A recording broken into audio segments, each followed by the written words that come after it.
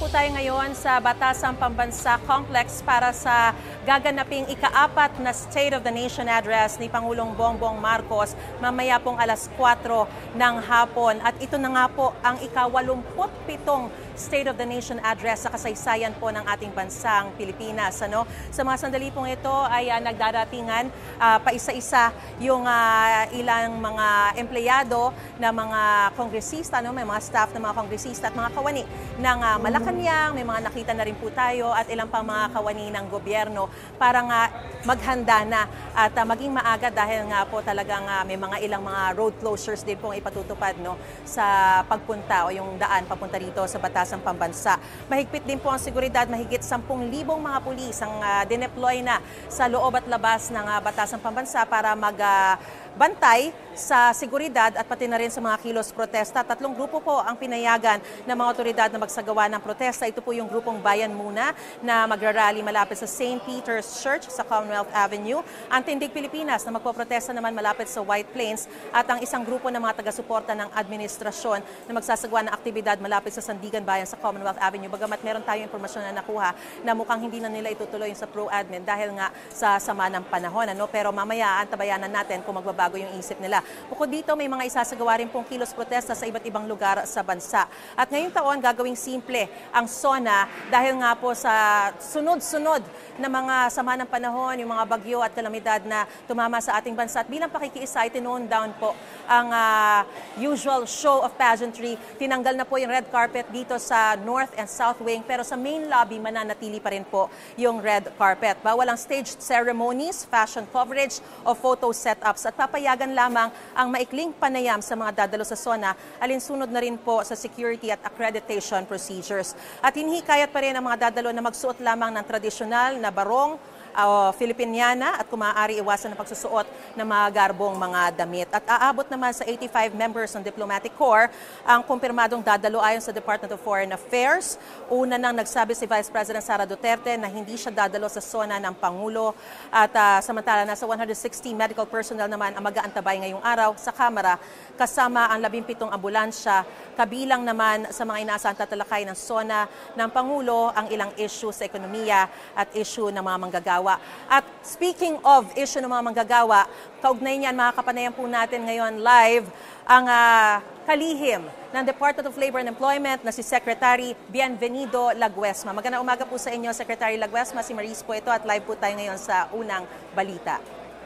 Magandang umaga, Maris, at magandang umaga din po sa inyong mga taga-tangkilik at taga-subaybay. Una po sa lahat, Secretary, ano po ba yung inaasahang issue tungkol sa mga manggagawa o labor and employment na tatalakayin ni Pangulong Bongbong Marcos? Yung ipinangako niya nung nakaraang SONA na natupad at di pa natutupad na ngayon ay mukhang tatalakayin niya. Kabilang po sa mga nirekomenda niyo, ano po yun? Kagaya mo, Maris, tayo rin po ay naghihintay na pinal na pahayag ng ating pong Pangulo.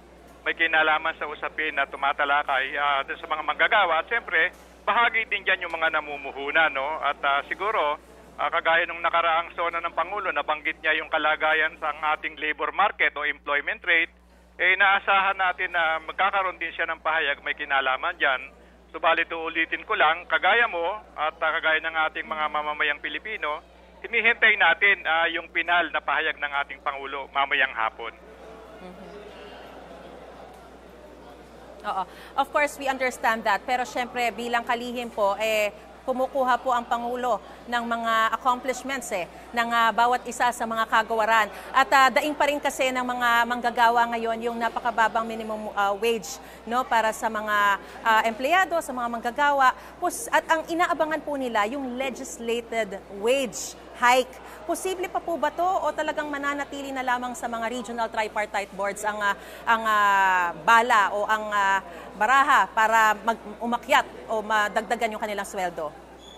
Kagaya ng lagi kong sinasabi, Maris, ang mandato o kapangyarihan na magpanukala ng batas nasa lehislatura. At alam naman po natin na yan po ay kanila ring sigurong isusulong.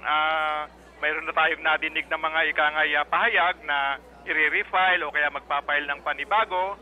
At ang tungkulin po naman ng executive branch, no, lalo na ang Department of Labor and Employment, magkaloob lamang ng technical inputs at kung sakaling yung panukala ay maging batas, ipatutupad po natin yan. At in fairness po sa mga Regional Tripartite Wages and Productivity Board, sila po ay nalikha dahilan din sa batas na isinagawa o pinasa ng ating Kongreso.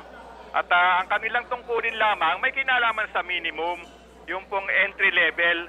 Hindi po sila tumatalakay doon sa over and above the minimum. At yan po ay dapat na isinusulong sa pamamagitan ng ugnayan ng manggagawa at namumuhunan sa pamamagitan din ng kanilang union. Kasi kaya nga meron tayong tinatawag na collective bargaining negotiation. Dapat yung kanilang mga CBA magpo-provide ng benepisyo over and above the minimum standards of law, kagaya nga ng minimum wage. At yan ay tumatalakay din doon sa kapasidad o kakayahan ng ating mga namumuhunan. Secretary, kabilang po sa isa sa pinakamalaking anunsyo ni Pangulong Bongbong Marcos noong nakaraang SONA ay yung pagbaban sa mga POGO o yung Philippine Offshore Gaming Operators. Kukumustahin ko lang po yung mga empleyado na nawalan ng trabaho dahil nga po sa pagban sa POGO. Kumusta na sila at nabigyan na po ba ng tulong na magkaroon ng trabaho ang lahat sa kanila? Pagkatapos po nung pahayag ng ating Pangulo noong nakaraang taon, nagsagawa kaagad po ng proyekto o programa ang ating departamento.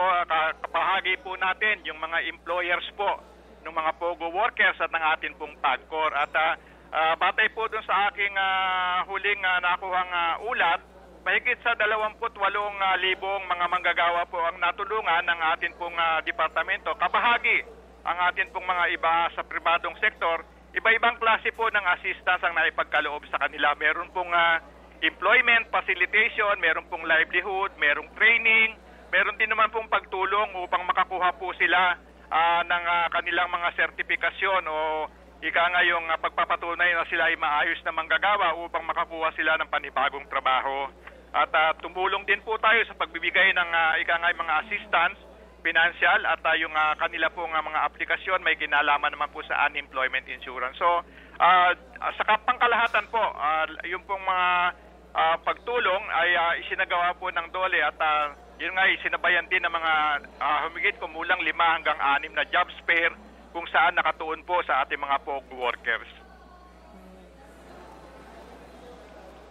Alright, Secretary, marami rin po kasi tayo mga kababayan, mga manggagawa na naapektuhan nung pananalasa ng bagyo, magkakasunod na bagyo at habagat.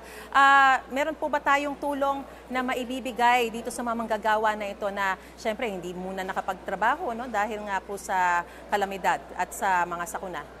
Kagaya po ng mga nakaraang panahon na kung saan ay meron pong nanalasa o naminsala na weather disturbances, bagyo, pagbaha. Meron din pong nakaabang na tulong.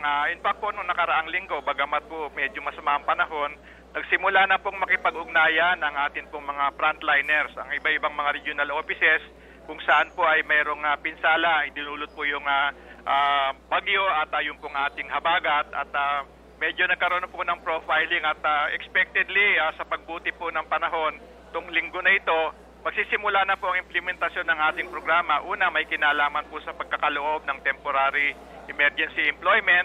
Ikalawa, yung pagtitingin din po kung paano sila matutulungan in terms of livelihood. At nang sa gano'n naman ay medyo makaangat ng kaunti, magkaroon ng kaunting ginhawa ang ating mga manggagawa at kababayan na napinsala po ng nakaraang mga weather disturbances. Alright. Maganda malaman yung tungkol sa emergency employment na mabibigay po doon sa mga nawalan ng trabaho. No? Maraming pong salamat at patuloy po kaming makikibalita sa inyo. Secretary Bienvenido Laguesma, ang kalihim po ng Department of Labor and Employment sa inyong pong panahon. At of course, sa mga impormasyong binigay niyo po sa amin ngayong umaga. Ingat po. God bless. Maraming salamat din, Maris. At ingat din po tayo at ingat din po ang lahat ng manggagawa.